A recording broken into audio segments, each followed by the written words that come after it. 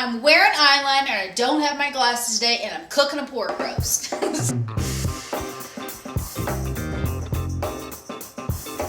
My neighbor has given me strawberry jam not once, not twice, but 3 times. One container is already gone, I've used it, and I still have 2 left. So today's episode is completely and totally inspired by the desire to get rid of and use up strawberry jam. Do you remember Bennigan's and the Monte Cristo? You dip the sandwich in the raspberry jam to die for. Today's episode is inspired by strawberry jam. I want to get rid of it. So I'm making strawberry jam bars using the Pioneer Woman's recipe. I'm going to put it in this 9x13 pan. And then I'm going to make a riff on the Monte Cristo sandwich using not bread, but cornbread. And I'm going to make a sauce with this strawberry jam, and it is fantastic. So let's get started. Okay, we have 1.5 cups of flour, 1.5 cups of oatmeal, 2 sticks of butter, 1 cup of brown sugar, a teaspoon of baking powder, and 1/2 teaspoon of salt. Put the jam on it, spread it all around.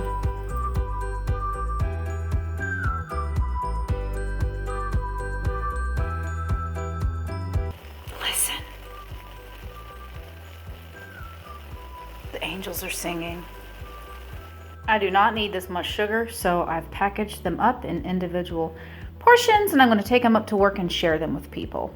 What I do with my pork and my chicken is I brine it in a sugar and a salt brine. Pork and chicken needs some oomph to it, and brining them beforehand is very, very helpful.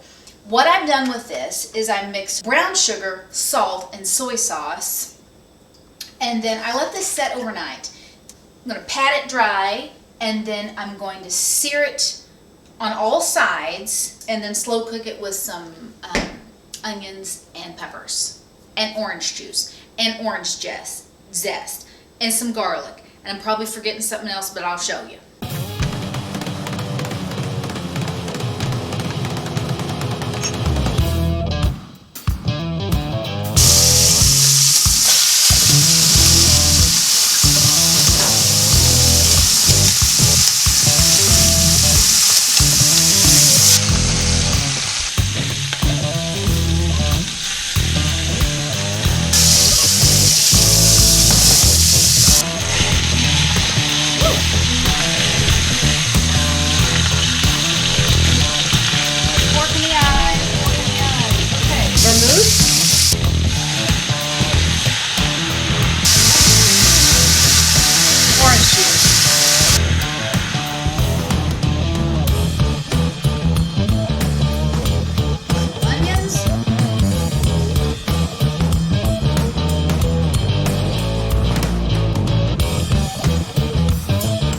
Garlic.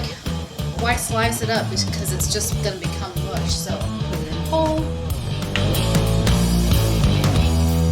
Red chilies.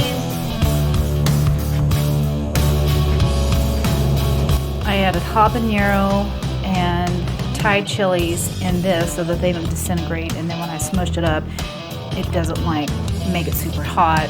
It'll stay contained, but it'll make it spicy. Orange zest and rosemary, dried rosemary. If I had fresh rosemary, I'd put it in there, but I don't got it. I'm probably going to find some chicken stock, put that in there.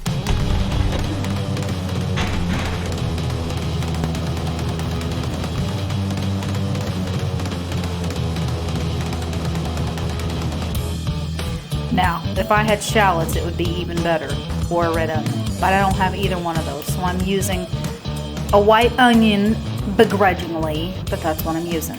All right, the onions are soft, so I'm going to add some vermouth. If I had Merlot or some red wine, that's what I would be adding. But I have a sweet vermouth. This one has a deeper herbal tone to it, and this one has a lot more cherry tone, and since I don't have any fresh herbs, like thyme, I'm going to put this one in there. Here we go. Okay, this is where it sinks or it swims. and a little bit more brightness.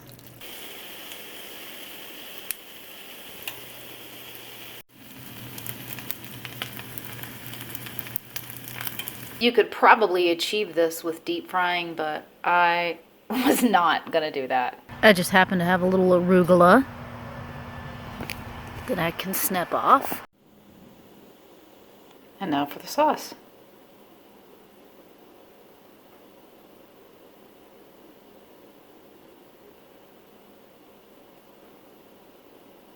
Or we can make a sandwich with it